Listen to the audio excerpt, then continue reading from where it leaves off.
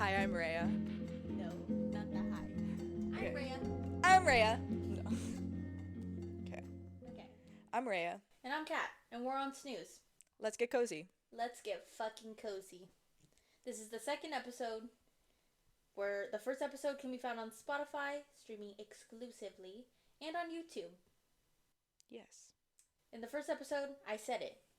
We are talking about these rotten apples we at one point called friends. So, too harsh? That's you, baby. That's all you. Um,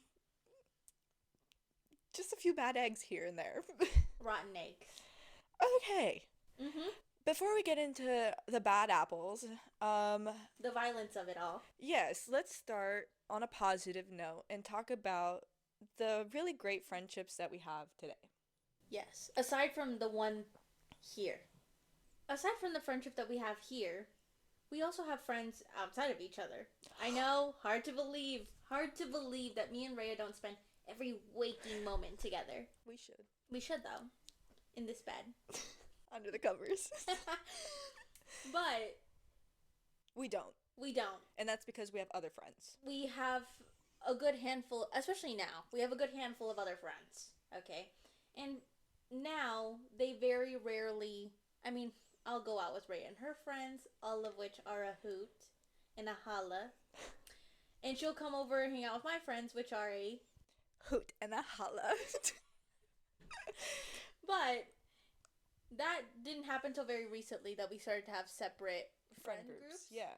And the way that we met those friends is just like very different. Oh, yeah. Yeah. Rhea met her best friend, Julie, Shout out, Julie. Love you. after she got dumped. No, it was right before. Okay, so the story about me and Julie. It was the night of Valentine's Day, 2023.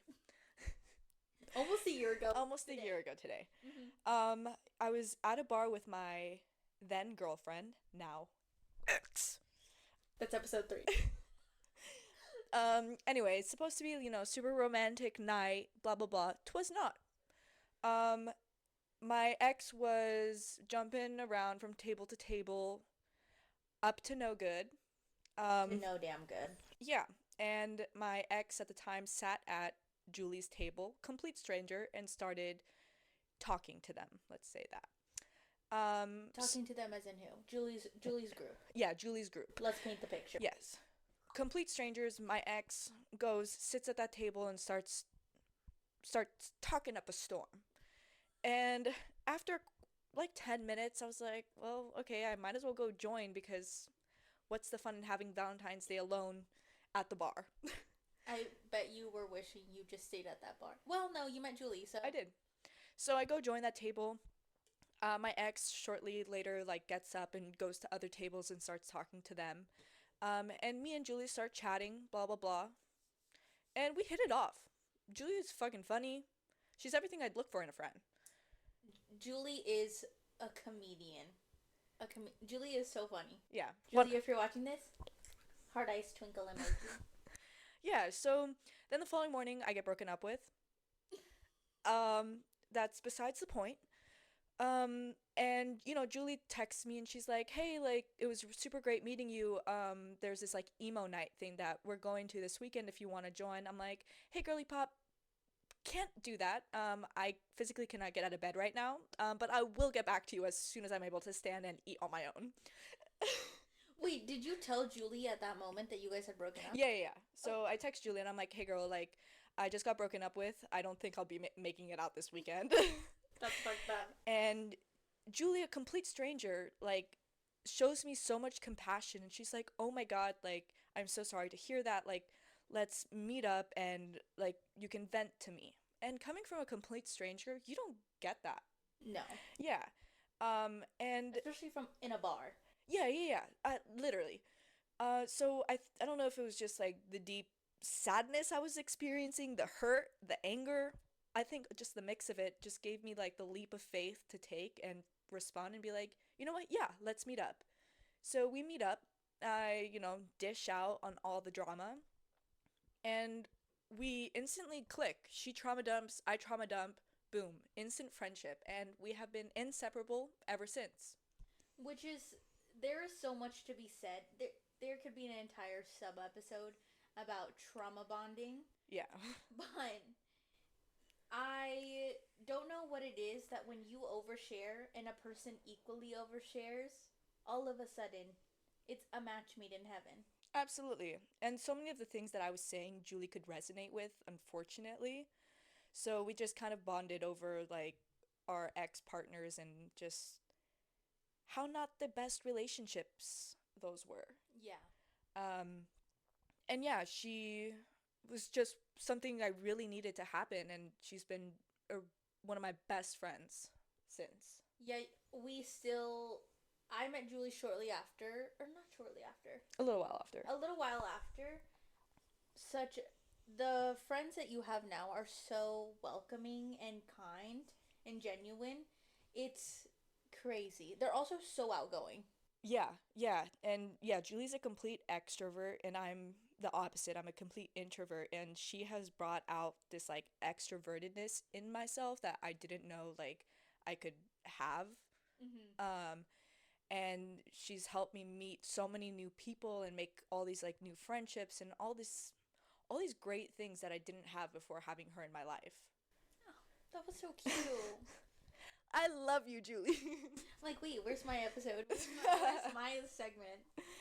Yet, yeah, Julie is really. I even since meeting her, you are just so much more out. You're so much more fun, to be honest. Like, not to be fucked up, but like, you're a lot more fun these days.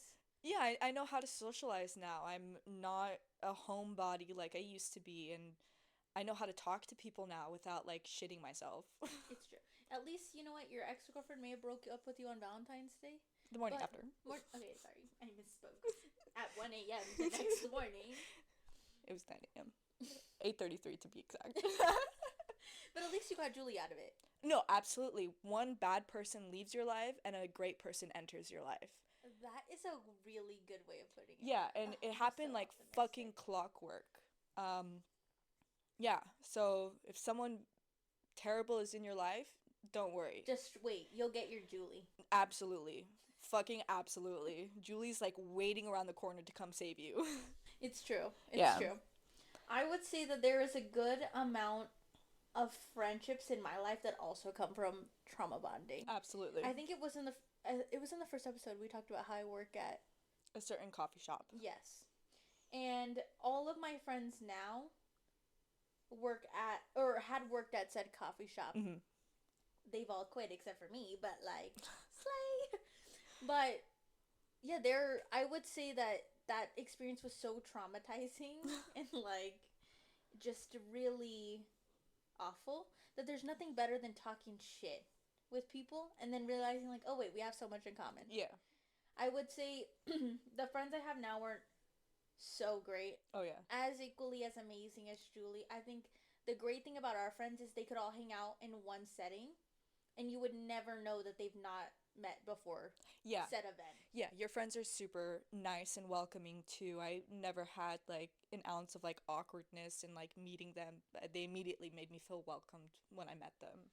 Even with this whole production, my two heart them friends, Adrian and John, have been so helpful in all of this. Even just before all of this, they were helping us reconfigure our mics. Now you'll see we have the same mic. Thank you, Adrian. But I think that all of my friends are definitely creative and in this what's that word? Like creative space? Yeah. They're in this creative space and so although this isn't something that I would say I dedicate a good chunk of my life to, unlike you for example who this is your passion, this is what you do. Yeah. In that same light, this is definitely what they do. This film and all of these things is all them. But if I say I've called John maybe equally as many times as I've called Rhea to be like, yo, let's start this fucking podcast. Let's do this. And every time they're like, give me a time, give me a day. I'm there. Like, I'll set it up. Even when we were shooting promo content, Yeah. they were here all day with us, unpaid, just here to be a good time. And I couldn't have asked for like a better group of friends. I mean, Yeah, they're absolutely just as dedicated as we are. And mm-hmm. our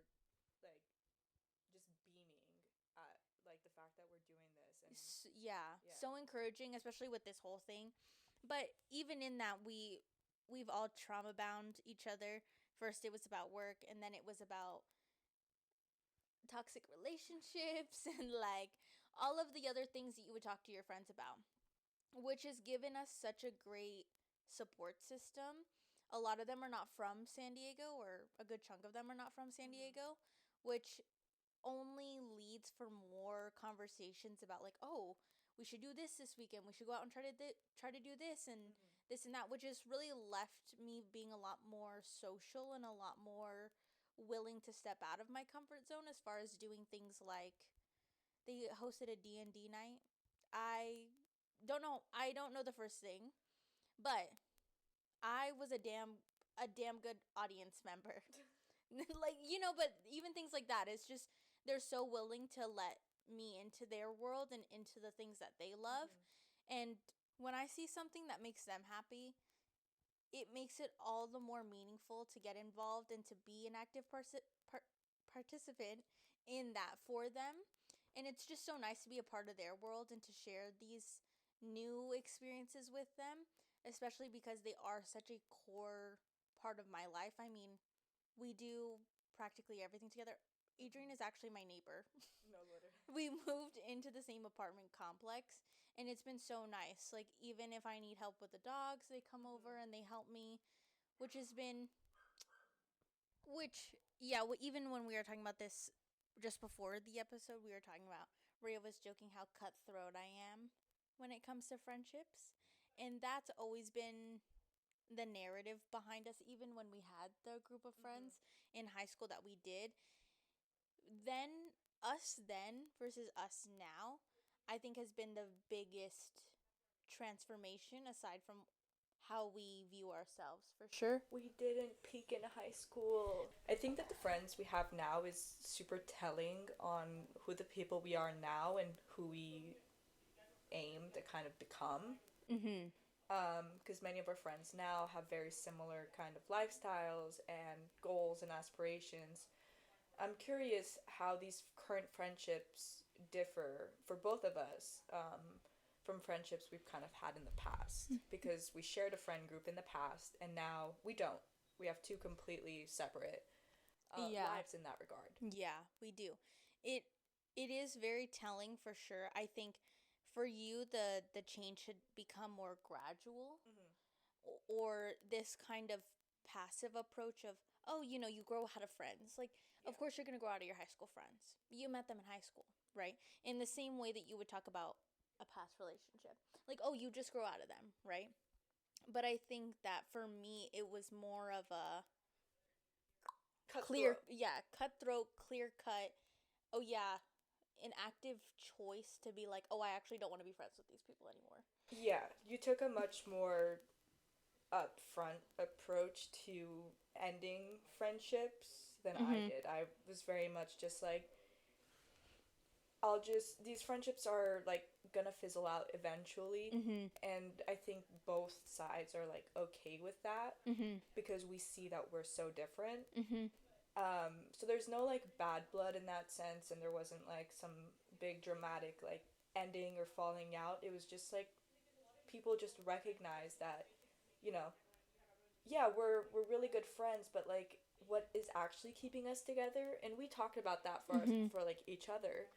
Um, I just don't think that my relationship with these people had anywhere else to go past what Yeah. it was.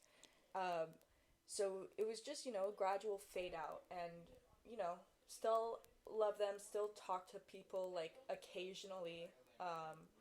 But yeah, much differently approached than how you went about.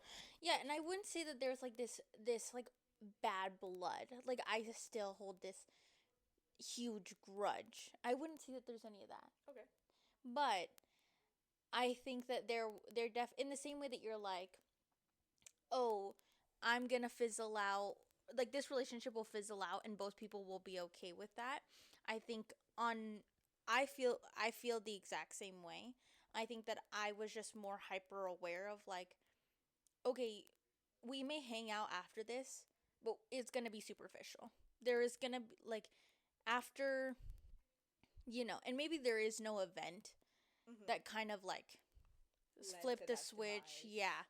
But I think after a certain point, I was just kind of like, okay, yeah, like we can hang out and it's fine, but this isn't nurturing this like greater growth that I was searching for.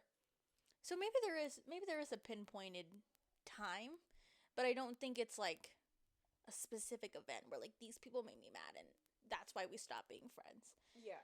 I think it was just like a desire to move forward, and then slowly realizing like, oh, the people that I call friends are not ready to move in the same direction or at the same rate as me. Mm-hmm. And that's not to be like they went on a bad path and I went on the right path. It's just more so like there were things that I personally, like in my own life, needed to kind of get together. And I just realized like, okay, I actually don't really feel comfortable coming to these people and like talking about, oh, I need X, Y, and Z, and I want to talk about X, Y, and whatever. Yeah. And so it had kind of led us to this point where it was just there. The friendship was just there, and it was stagnant, and it wasn't going anywhere, and it wasn't getting any better, and that was that. Yeah, and that's not a bad thing. That's again people just outgrowing each other, which is completely normal, especially in that like age range. So yeah, I think at least those friendships kind of ran their course for what they were. They were really good friends at one point in our lives. Mm-hmm. Um, but at a certain point, both parties kind of grow up and follow like their passions and their new goals and aspirations and stuff like that, and it may not be down the same like particular like path or avenue, um, and you just kind of lose things that you have in common and could talk about on a daily basis and just do. Mm-hmm.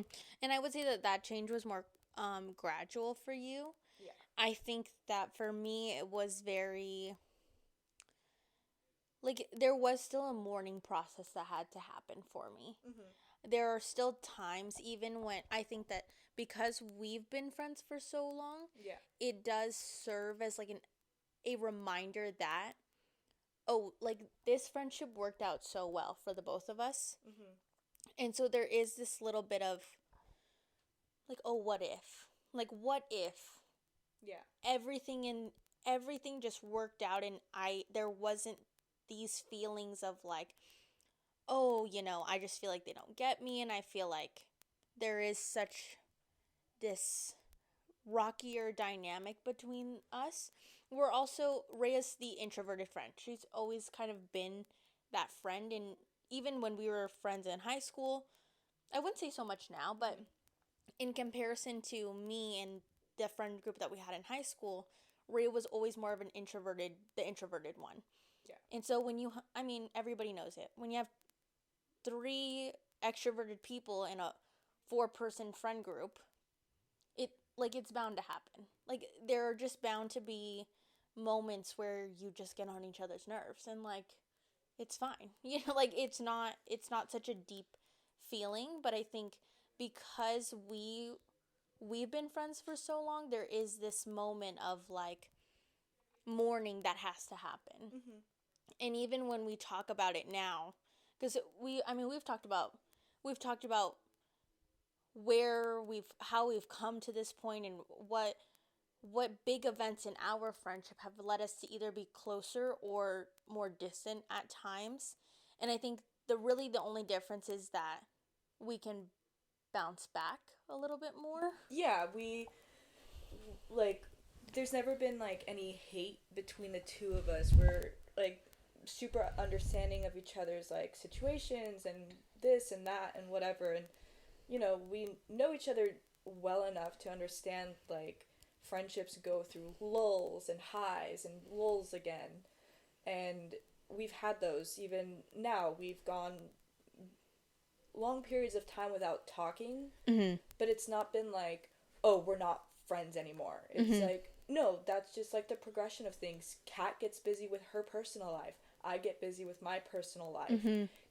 And then at some point, we kind of come back together and find a good flow for the both of us. And then, after some time, it's that lull again where we don't see each other, talk to each other for a good amount of time. Mm-hmm.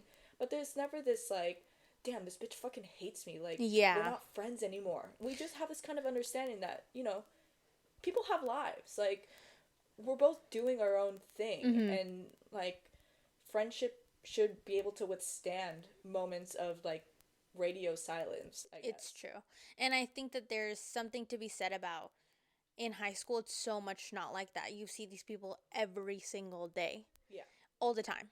And even when you don't see them over the summer, you're still talking every single day because it's now a habit and whatever. Yeah, and then, in fucking August, boom, you're back to seeing each other every Exactly, single day. exactly.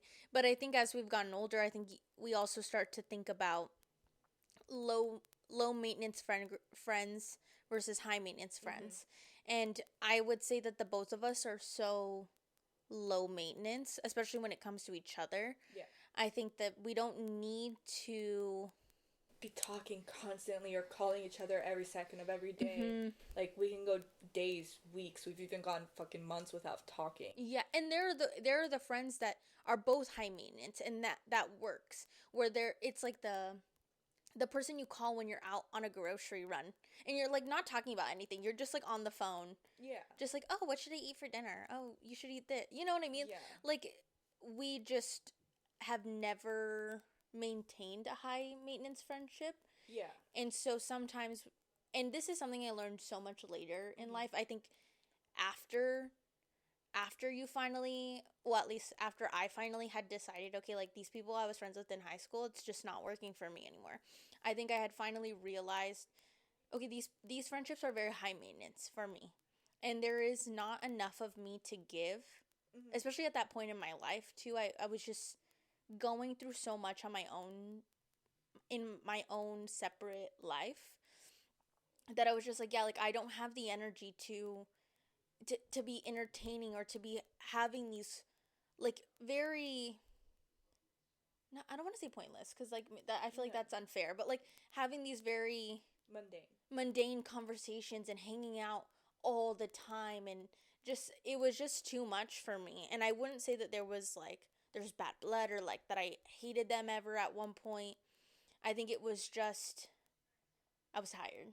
Yeah. Like and I think that's something that is hard to say in a friendship. I think that thankfully, because we're both low maintenance, we just go through a period where we don't talk. Yeah. I'm not stressed. Like, I'm like, Kat will be there if I ever text her. I know if Kat ever texts me, I'll be there. Bitches be busy. Yeah, and I would say that some friendships need that like they need that validation, like, oh, like we need to hang out at least like once a week, and in order and for catch me to up, like feel like there's a relationship still. like we're still friends. Yeah. Where, with each other, it's very much not like that. I mean, this is the most we've hung out in a long time. Yeah. Where we're hanging out every single day. Yeah, and it's a lot. A bitch is getting tired. A lot of Celsius gets us through. No, yeah. Like, this is, what time is it? Yeah, I should be snuggled up in my own bed, but instead, we're here filming. We're here filming, and not the right kind of filming. Not the kissing kind of filming. The deep talk kind of filming. Anyway, yeah, I'm blushing. This is not the kind of filming that I want to do at this hour of the night. It's true. But, besties. But that's to be said that I think that I think you get lucky and you find those people who are low maintenance, who match the kind of friend you need in your life. Absolutely. I mean, there are definitely friends that you have for a very specific time in your life, and they're great. There's no hate. There's nothing that really a big fight that just like causes you to lash out, which like I'm sure happens. I mean, has that ever happened to you? Not really. There was my childhood friend and I. There wasn't really like a big blowout fight, but it was, one of those like homoerotic like friendships. Excuse me? Have you ever heard of those where it's like the you've never heard of that? No, I've literally never heard this term Maybe before. I'm not saying it right, but Homoerotic. That's what you're saying, right? yeah, I think so. That might be incorrect. Let me look it up. That sounds sexual.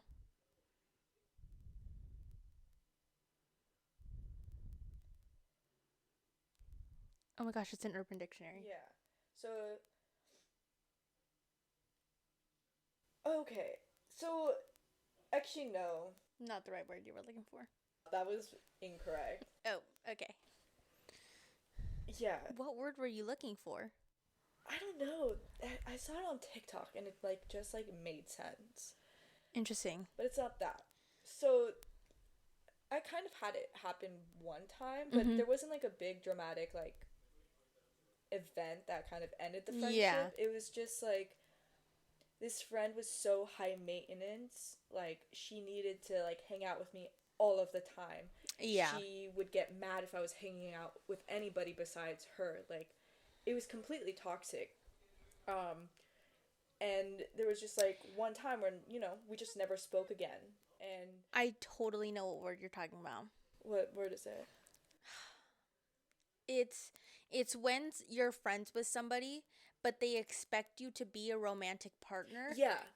but you're friends. Yeah. Yes, they're as demanding as they would be if you guys were in a relationship, Yeah. but you guys are friends. Right. So it felt like I was like in a fucking full-time committed relationship with this person, and we were childhood best friends, and but like at a certain point it just was like she was expecting so much and just needed 110% of my time, and you know and for a while that was like fine with me, but then I started college and I got busy, and it was just like, girl, like I literally cannot spend every waking moment with you, and Mm-hmm. I have other friends besides you. I'm like, sorry, and I invite you to as many things as I can, but I also need my personal relationships with people. Yeah.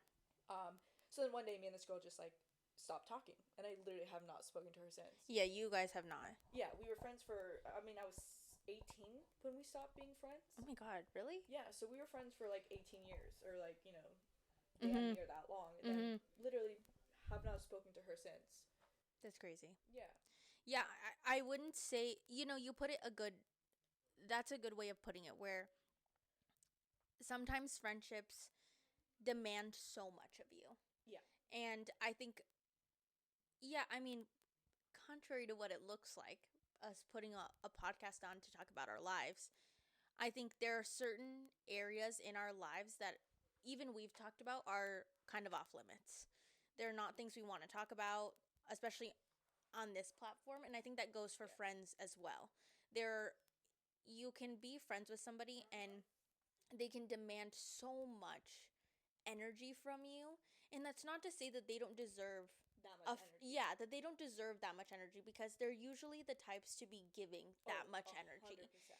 And at some point you just have to realize, like, okay, I'm not that friend though. Like I can't supply that to you at the rate that you need it. Mm-hmm. I love you, but like it's not gonna happen. Yeah, and even more recently, and Rhea knows his friend, and we, for a period in my life, this friend was great. I was newly single. We were going out. We were just having such a great time. But then life goes on, and I got into a relationship, and it almost felt like they needed me to still be this like person who just like goes out until like 5 o'clock in the morning and just, but I also had a partner. I had somebody else who was taking up a huge chunk of my time.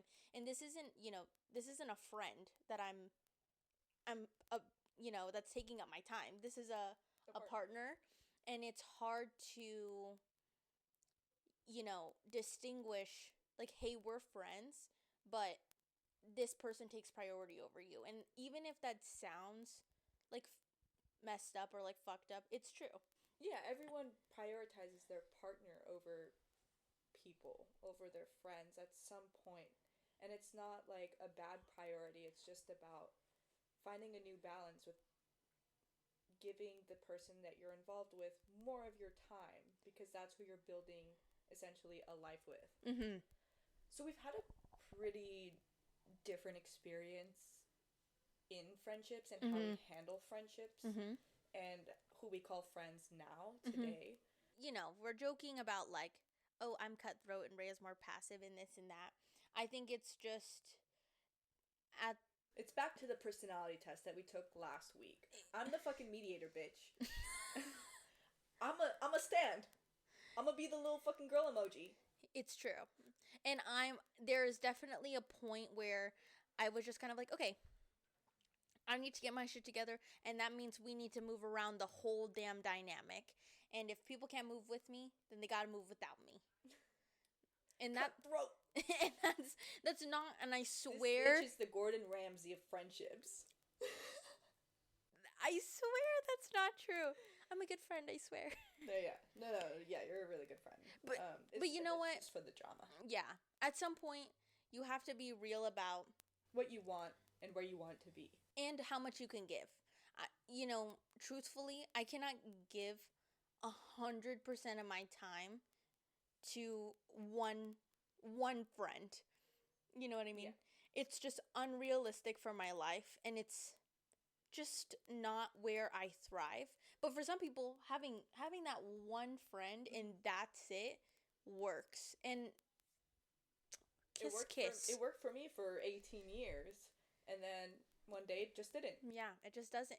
It really is like that. One day it just It just doesn't. clicks. Mm-hmm. You know, I realized I needed other types of friendships in my life, and it took me a moment to get there. But I'm so fucking happy with the people that I have around me today. I agree. We push each other to be better people. We support each other in moments of weaknesses. We celebrate each other's achievements. We all have ambitions, goals, and passions. And not to say that other people don't, but they're just different. And that's okay. It just works, these friendships. Yeah, and I will say having Victoria in my life has opened up such a bigger door for all the friends that we have now. Are our friends. And it's so new to me, for sure. Oh yeah. But it makes socializing so much like less daunting. It makes it feel like, okay, we're gonna lay around the house and watch a movie, and we're not gonna say anything to each other because that's how this works tonight. And it's so unspoken and easy, and all of my friends have really shown me how nice it is to just have less pressure. Yeah. Less of a demand to be doing things that are supposed to grow a friendship, and it just comes really naturally to us. I think that's so important, letting the relationship progress naturally instead of like forcing it to like work. Forcing it to be deep and to be vulnerable and emotional, even though trauma dumping works. Oh, abso-fucking-lutely. But you know, it can only get you so far. Yeah. I would say, luckily for you, I will always tell you, ew, you need to do better. You will. And that's what I appreciate about you. And Rhea will say it to me in a way that will make me cry, but I will always do it. You don't actually cry, but we take each other's words very seriously. It's true. Yeah. Our trauma goes so much deeper than just high school. Oh yeah. High school trauma. But even both of us, I think it's interesting. Both of us had kind of come out of these relationships, very traumatizing relationships, and then we both came out of the closet. Yeah. Almost at around the same time. Unplanned. Yeah, unplanned actually. That was really weird. Yeah. I think you were just begging to kiss me.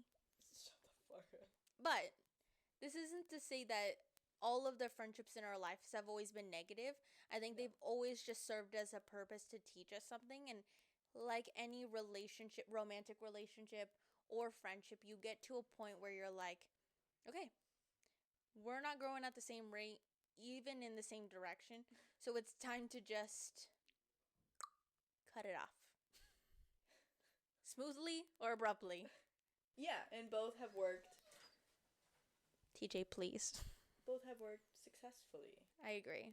I would say the friendships that we have now have only set us up in our own. I mean, you met Julie straight out of a breakup, but I think that your friendship with Julie only highlights the things, along with the trauma of a breakup, only allows you to highlight the qualities in a person that you would want to further a relationship with. Wouldn't you agree? Absolutely. I would say that all of the friendships, whether they're in the past or we're currently in them, only highlight the most valuable qualities to us that allows us to make very conscious decisions about the partners that we choose, the romantic partners that we choose. And whether that's a learning lesson or if that's something we're actively living in. I mean, Julie is a perfect example. You got out of this breakup, there was trauma, you're learning things from that, and then you have this brand new friend that's bringing you out even further into this shell, making you more extroverted, making you go out more and just experience new things and see new things and meet new people and all that fun stuff. And I think it only sets you up to really...